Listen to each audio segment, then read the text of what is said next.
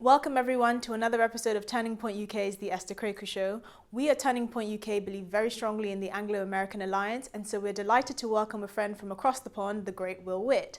Will is an influencer for the extremely successful Prager University, which produces regular videos online that promote conservative values. They're literally reaching billions of views, and Will features in their more light-hearted content where he interviews members of the public and gets reactions out of them. Before we welcome Will, let's just quickly watch him in action. Do you have any Republican friends? No. Why not? I would be friends with someone who's Republican. Why is that? I don't like that kind of extremism. Who was the first president? Abraham Lincoln. Americans about all this, freedom stuff and amendment stuff. But I mean, it's the 21st century, so I think you should change that. How high should the minimum wage in California be? That's a good question.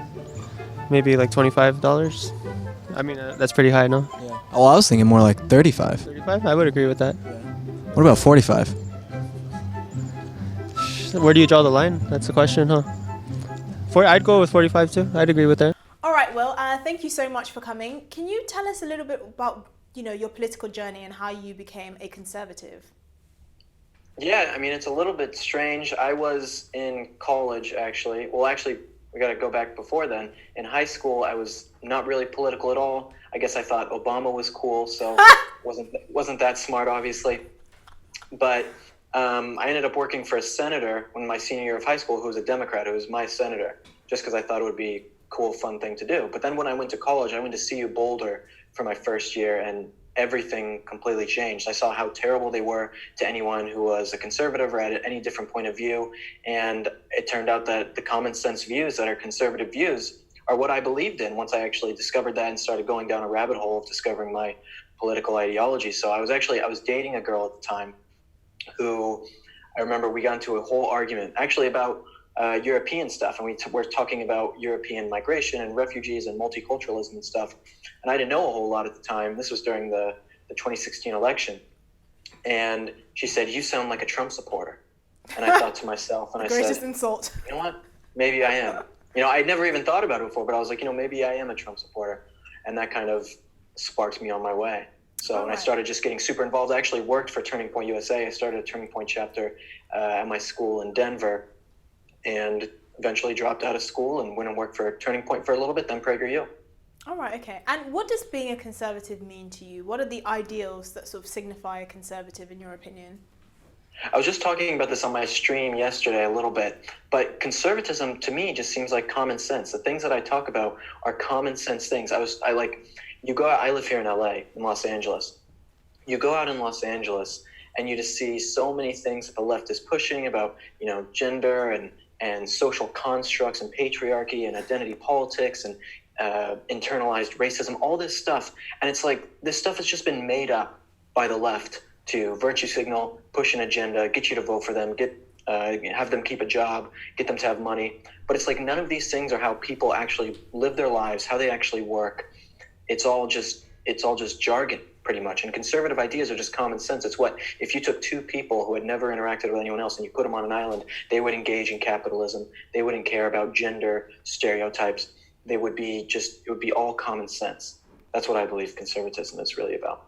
All right. And how did you come to working for Prager University? So how did that journey come about?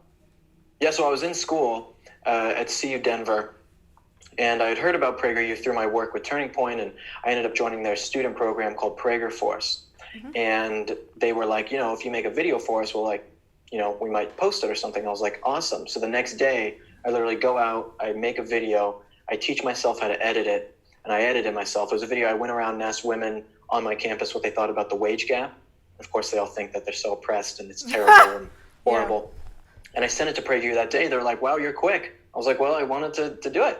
And they posted the video, shared it, put their graphics on it, and then I knew the chief marketing officer here at PragerU through Prager Force's student program, and I had a call with them, and long story short, they gave me a job, and then I dropped out of school and moved to Los Angeles. So it's been It's very much sort of the American dream sort of story. Yeah, kind of. Yeah. No one's ever said that to me, so it's cool that you said that. But yeah, it was really just like they offered me that, and it was the greatest opportunity to come out here and do what I love and influence so many people and make the videos that I want to make and spread the ideals. So PragerU is the perfect place to do that. And I mean, you mentioned that while you're at university, you sort of got a lot of flack for being a conservative. You know, people didn't really take well to your what at the time was niche views, effectively. How do you think we can encourage more young people to sort of become conservative and actually see the values in becoming socially and sort of politically conservative?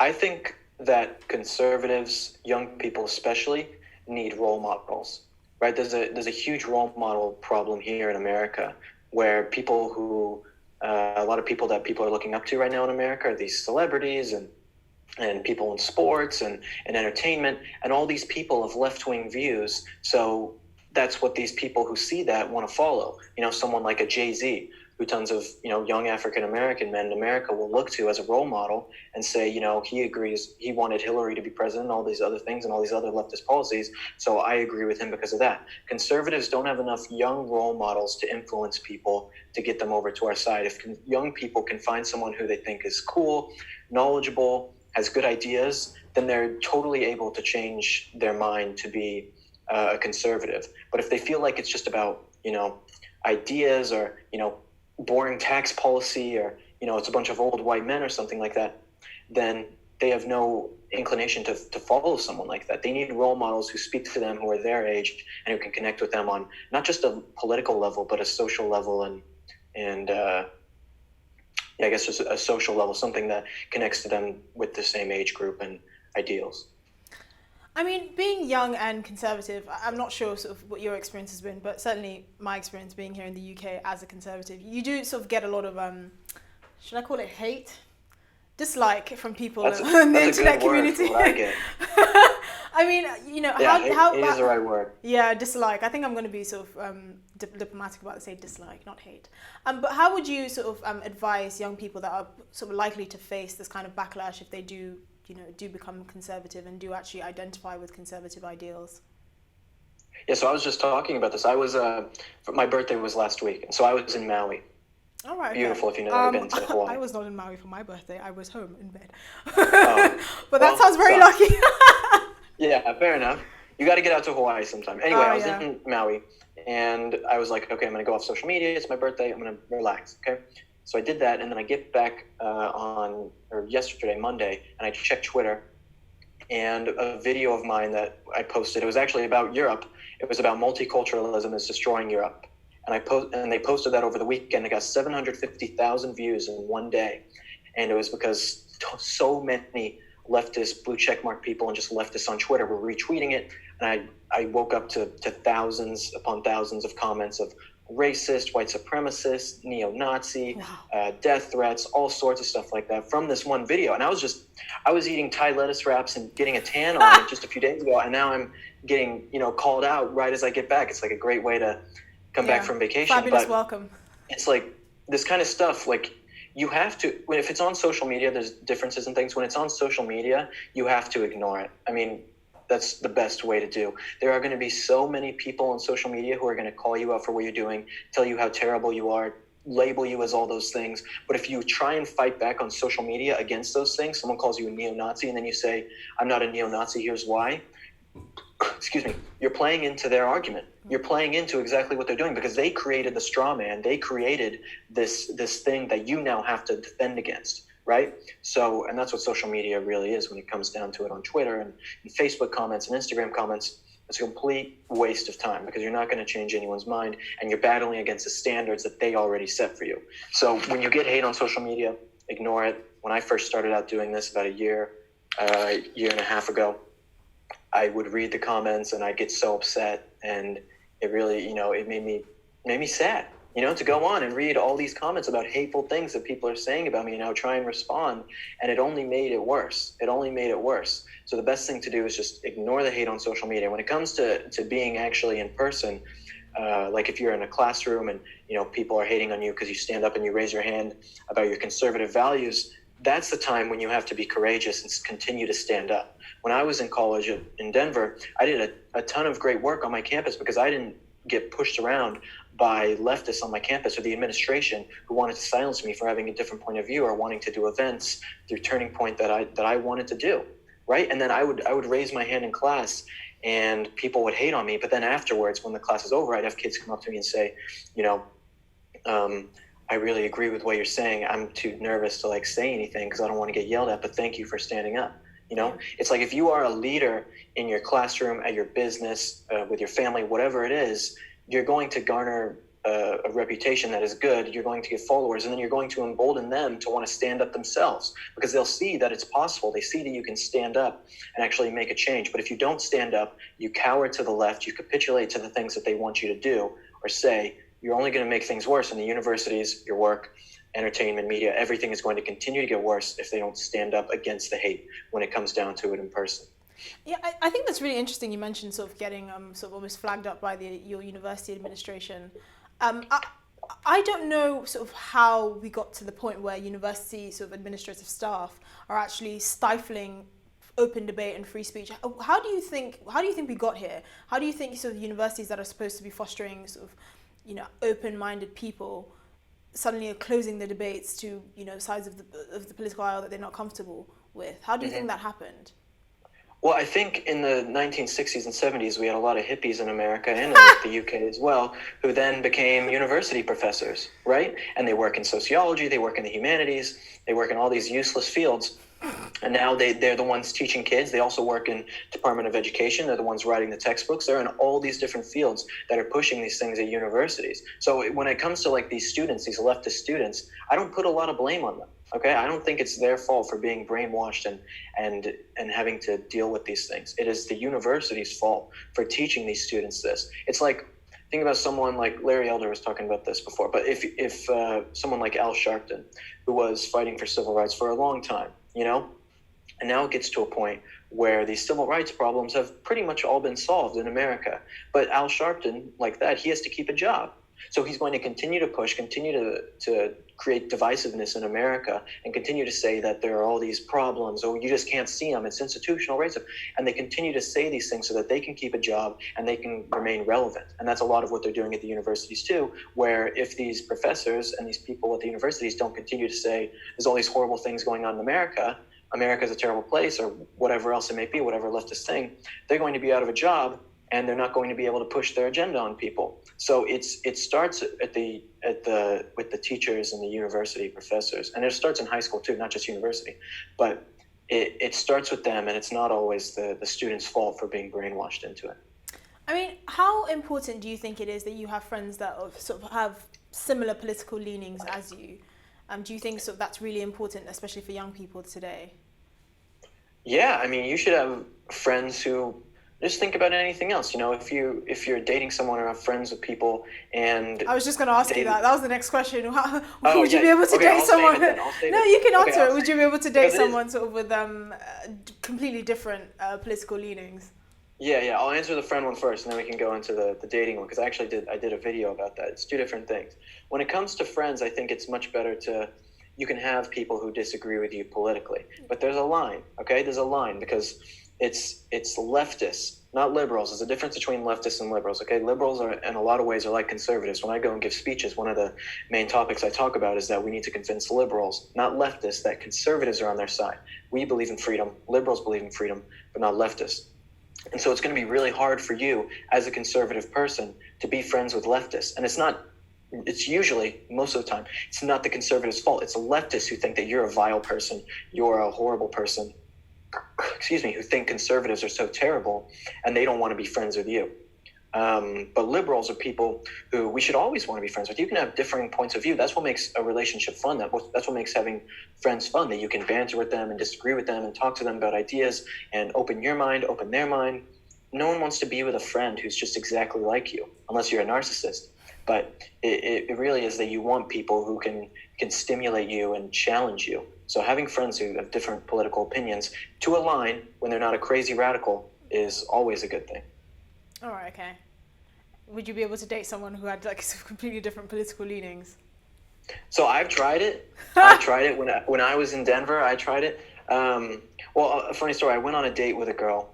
Ooh, all right. Let's hear this. This was actually in LA. Yeah, and it was off a dating app too, which is, another whole thing. But we went on a date, and it was a good day. She was cute, it was fun. And then at the end, she's like, tell me more about what you do. I'm like, this was before I really had a following or anything, but I was getting into politics and conservative. I was like, oh, I'm like in, political marketing. And she's like, wait, who'd you vote for? I was like, oh, Donald Trump. And this girl, she starts yelling at me. She's going off on me. And then she starts crying.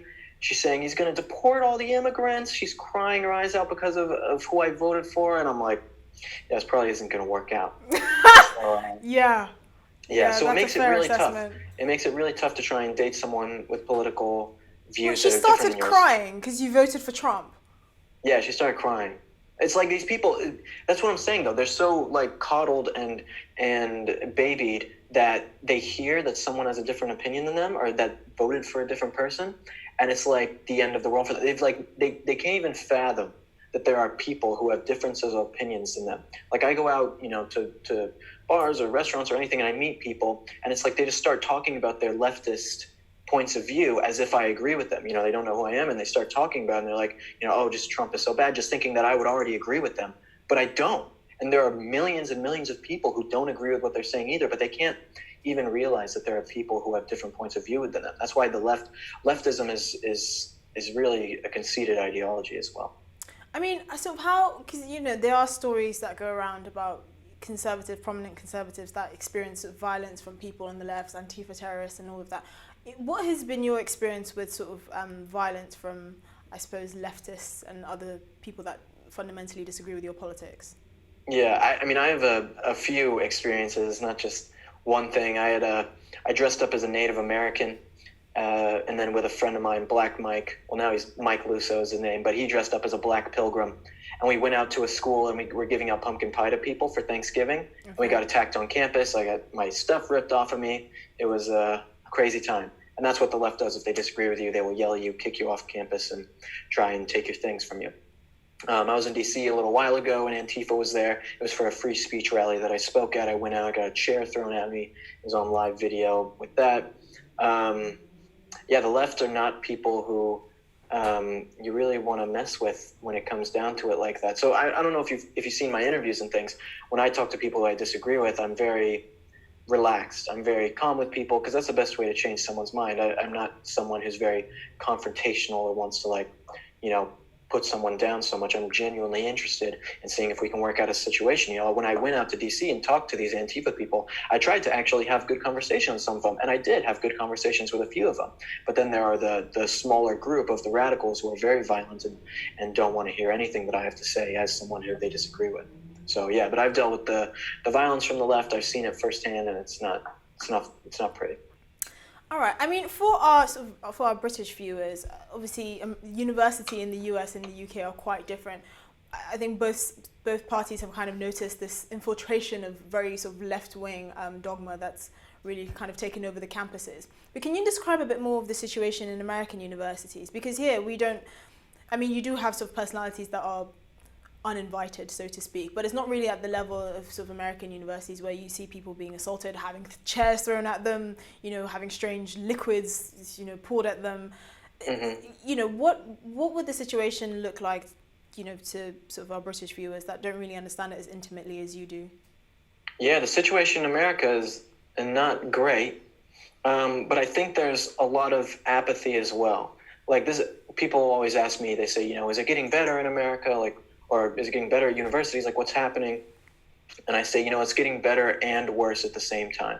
Because you have someone like me who was not political at all, right, before college. And then I go to college and I get completely turned the other way. I'm a super conservative. Like, I'm now, doing what I do now because of conservative principles. And it's, really emboldened me to, stand up and be a strong conservative. And there are tons and tons of other young people who are just like that on college campuses in America today who are now super strong conservatives. They're fighting for their values, and it's great. But on that same token, the left is saying, okay, we have to keep up and they're radicalizing students at the exact same rate that conservative students are getting radicalized at. So you or not conservative students getting radicalized, but pushed to be more conservative and stand up for their values. Now you have these left-wing students who are standing up for their values and being pushed to be like that.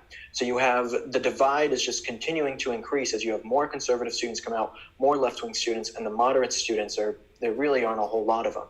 There really aren't a whole lot of moderate students left. Everyone is choosing a political side now. I feel like if you were to go back 10, 15 years, you would go to American college, and a lot of people don't care about politics as much. It was kind of a nerdy thing, honestly, caring about politics so much. And now it's like everyone has a say in politics, which I honestly don't think is a great thing all the time. I don't think everyone needs to have such a big say in politics if you don't do the research to actually figure out what's going on. But yeah, it's becoming too people on both sides are just really coming out to push back now. Yeah. I mean, in Britain, so the Labour Party under Corbyn has become sort of remarkably left-wing. It's even become even sort of more left-wing under his leadership. What is the situation looking like sort of in the US with the Democrat Party, with people like Ilhan Omar and Rashida Tlaib and all these people, the squad, so to speak? Where do you think they're pushing sort of Democrat policies and just American politics in general in the US? Yeah, it's just like what I was saying. I mean, they're becoming more and more radical. Pushing for policies that 50 years ago no one would even thought of. People would have said that's crazy. You can't say socialism is a good thing. And now socialism, if you don't say socialism is a good thing, you're labeled as a Nazi, right? So it's like the left is pushing just farther and farther. It's like when you think about like the minimum wage. And it's like the first politician to ever come on and promise people a minimum wage is heralded, and then you can't be a politician running for office and then say, excuse me, I'm going to take away the minimum wage. Because then people, they already have this. They don't want to lose what they already have. So it's very hard to not keep promising things and continue to one-up themselves. It was like the State of the Union. I don't know if you watch the State of the Union in America when it happened. But Trump, he starts chanting USA, USA, and then you have all the women in white, Ilhan Omar and AOC and Rashida Tlaib, and they're all in white chanting USA, USA back. But it's like, how can they say... You're on the same side. What's that? You're on the same side. Yeah, right? It's like, how can you say that you love America? Why are you chanting USA, USA if you want to radically transform it? Something like the Green New Deal is so anti-American that it should have a place more in communist Russia or China than it would ever have in America. And it's like, you can't say you love America if you want to radically transform its values, transform everything that it was founded on. And so these people, they don't love America, they hate this country, and they want to see it change for their own agenda. I mean, just moving on a little bit towards sort of, Trump presidency, because we've kind of seen these people come up and really sort of be vocal about their very left-wing, very socialist policies under Trump. Under Trump's presidency, what has been your sort of favorite thing he's done and your least favorite thing that he's done? Yeah, I think my favorite thing, it's not even really a policy thing. I mean, it goes into people just feeling emboldened to be strong about their conservative ideas and feel like they have a place, they can be brave, and they can actually say what they believe. I feel like before Donald Trump in 2015, people were so scared to actually say what they wanted to say, and then Trump comes on, and he's just going off on everyone. He's telling people off, telling them they're stupid idiots and, horse face, whatever it may be. And he's like just emboldening people to like be strong about what they believe in and not be scared, because Trump wasn't scared, and he made it so that people feel like they have a voice to stand up. And so that's my favorite thing that he's done, not even a policy thing. Okay. Least favorite thing that he's done, I would say probably the new stuff that has come out. This is personally because, PragerU is nonpartisan, so this is just my personal take. But I would say the Endangered Species Act, some of the restrictions on that, he's making some changes and making it harder for animals to be put on the endangered species list and making it's more about economic, I guess, pressures than about saving species. So there's a lot of different debates on that issue, but that's probably my least favorite thing. But all in all, I think he's a fantastic president, has done a great job. All right, and this is my last question. I'm sure Americans have seen what a farce Brexit has become on this side of the pond. MPs have basically lost their minds, and Brexit is being fought every step of the way. I'm sure you've heard a lot about it. What do you guys think about Brexit? What is your personal opinion? Do you think it's a good thing for the UK to leave the European Union? What have you sort of made of this whole debacle? Yeah, Brexit is a fantastic thing. We have a video, PragerU has a video with Nigel Farage about Brexit and why it's a great thing. I actually did a video on Brexit where I went out and asked Americans on the street if they knew what Brexit was. And lots of them thought it was like a breakfast sandwich or something like that. What? So, yeah, exactly. You have to go watch the goodness. video. No, I'm but sorry. yeah, That's most people unacceptable. don't even know what it is. But personally, myself, I mean, I think it's a fantastic thing. Why would you not want to be in charge of your own country? Why would you not want to be able to control yourselves? It seems stupid to have some I forget what the word is, but people in a faraway country who are trying to make decisions for your country. That seems so stupid. And you have a country like Iceland who was not in the European Union, and they're just fine. They can do all these things just fine. UK should definitely get out of the European Union. It's a fantastic idea. All right, these are some last quick fire questions that we like to do at the end of every podcast. Don't think too much about it. It's just one choice or the other, whatever comes to your mind first, all right? Perfect. Okay. Yeah. Hamburger or fish and chips? Hamburger. Hamburger is the best food in the world. So American. Oh my gosh. All right, okay. The Office, UK or US? US. Okay. No. Unacceptable. All right, Trump or Boris Johnson? Trump. Oh, I God, knew I feel it. like I'm just so American. Yeah, right now. literally. I feel like I could know. write these for you. All right, okay. Yeah. Hershey's chocolates or Cadbury? Or what? Cadbury. All right, okay. I think I have my answer. Cadbury. Yeah. Is that a British I don't know accent? what that was. I don't know who talks like that. I don't know who says Cadbury. Maybe a little New Zealand in there. I don't Okay, know. all right, okay. Hershey's, definitely. Okay. What's your favorite amendment to the Constitution? The Second Amendment. Oh, all right, okay. Football, what you bastardize and call soccer, or American football? Soccer. All right, good. Okay. Yeah, I don't like football. All right, okay. Who would you rather go on a date with, AOC or Elizabeth Warren? Well, Elizabeth Warren is part Native American. I've never gone on a date with a Native American before. That All could right, be okay. fun. So what, Pocahontas? Yeah, exactly. All right, okay, that's brilliant. All right. All right, then thank you very much, Will. It's been a pleasure having you. Very American answers at the end there, as I expected. Thank you, it's been a pleasure. Thank you so much for having me. This was fantastic.